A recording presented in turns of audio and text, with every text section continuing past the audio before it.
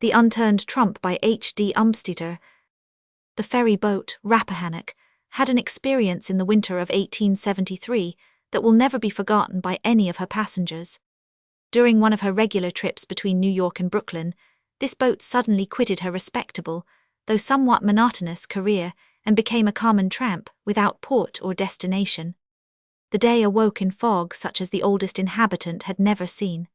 The East River was blocked with ice, and soon became a shrieking bedlam of groping and bewildered craft, whose pilots could scarcely see their hands before their faces.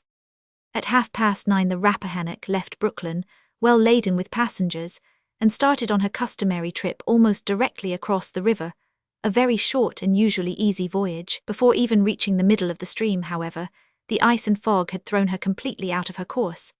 Back and forth, up and down stream, the pilot vainly groped, amid the shrieking whistles, ringing of fog bells and loud crash of ice boulders, until in the confused clangor he had entirely lost his bearings.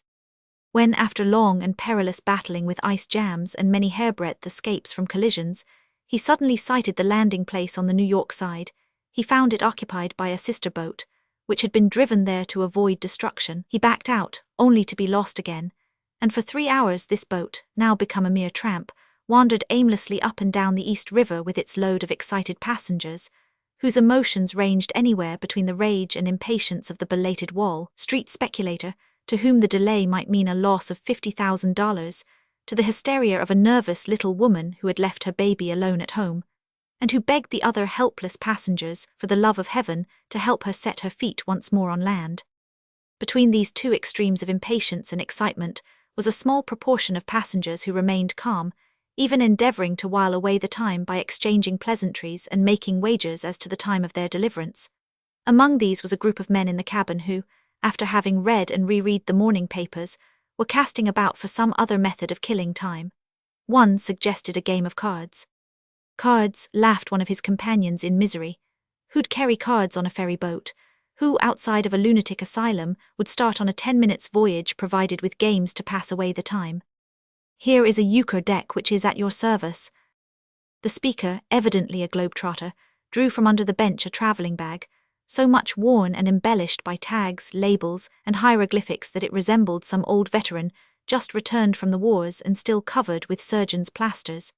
From this he produced a pack of cards, and tendered it to the man who had suggested a game. "Certainly, if you will join us, but what shall we do for a table?" "Here is a camp stool," said the man of the world, and in a moment 4 men were sitting around it, cutting for deal, which chanced to fall to the stranger.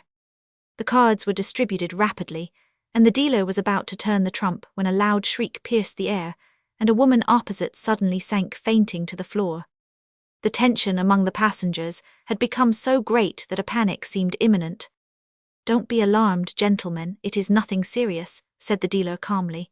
"The lady simply caught sight of her own frightened face in the mirror, and the shock caused her to faint. It reminds me of a thrilling experience an American traveler had while bumping through Syria, but pardon me the game." Once more he made a movement to turn the trump, when one of the party exclaimed, "There can't be a better time or place than this for telling a thrilling experience." "Yes," said another, "do give us some other kind of bumping than we are having here. Let's have the story before we begin the game."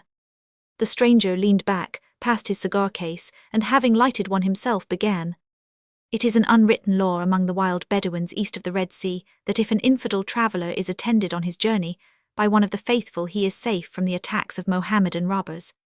As long as the Frank, as all foreigners are called, is under the protection of the Star and Crescent, the rascal's hand is stayed, and as they meet, the villain, who would otherwise show no quarter, salutes with the grave suavity of a courtier. But let that same traveller become separated from the Arab guard that he has bribed to give him safe conduct through his own bandit-infested country, and he becomes legitimate prey. He will be plundered and perhaps killed, or worse, if the robber thinks that cruelty will extort any secrets of hidden spoil, tortured or held for ransom, with each day's delay losing a few fingers, which are forwarded to the captive's friends to signify that the rascals mean business.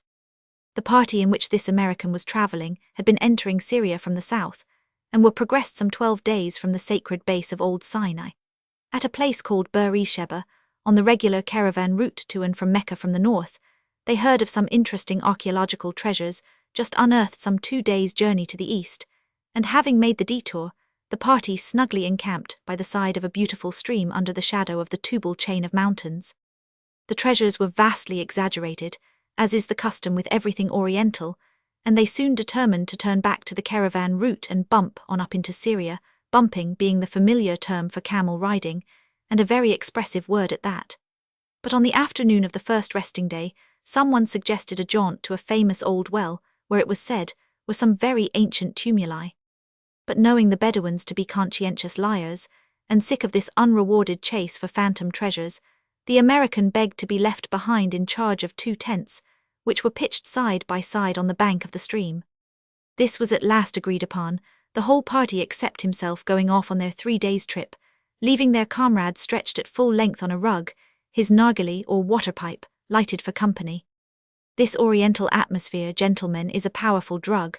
Do what you will to fight against it, its subtle charm holds you captive. The man succumbed to its influences and went fast asleep. Out of this sweet, trance-like repose he suddenly bounded into the horrible consciousness of a torturing pain in one of his hands, as though some wild beast was crunching the bones.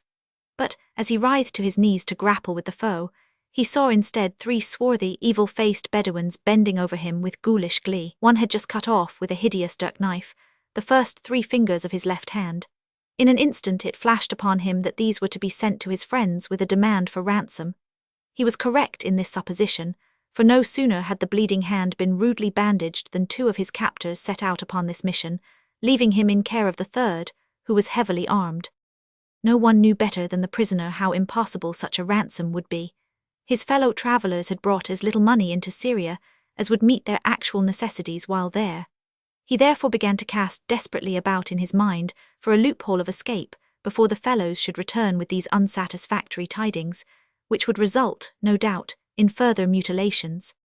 As his gaze swept the tent for something suggesting a plan for deliverance, he saw it had been gutted of everything except 2 articles: his light silk coat, which hung upon the partition between the 2 tents, and the tourist's shaving mirror which it concealed.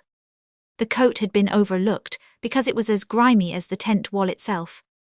In moments like this one grasps at straws.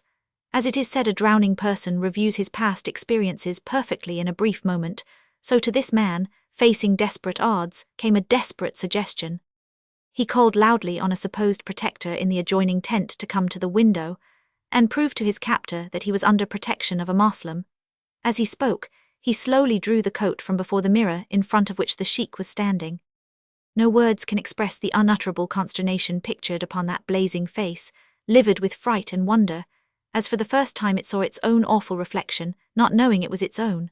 One instant he stood stock still, fascinated, horrified, overwhelmed, then collapsed, just as that lady did but a moment ago, and the American quickly possessed himself of his captor's arms and was master of the situation. "And now, gentlemen," concluded the storyteller, "we will have our game." As he spoke, he again reached forward to turn the trump. There was a quickly drawn breath of horror from those who observed him, for the first 3 fingers of his left hand were missing. Before he could turn the card, a savage lurch of the boat, accompanied by the creaking of timbers, announced the arrival of the Rappahannock. At her New York slip, and the trump was never turned,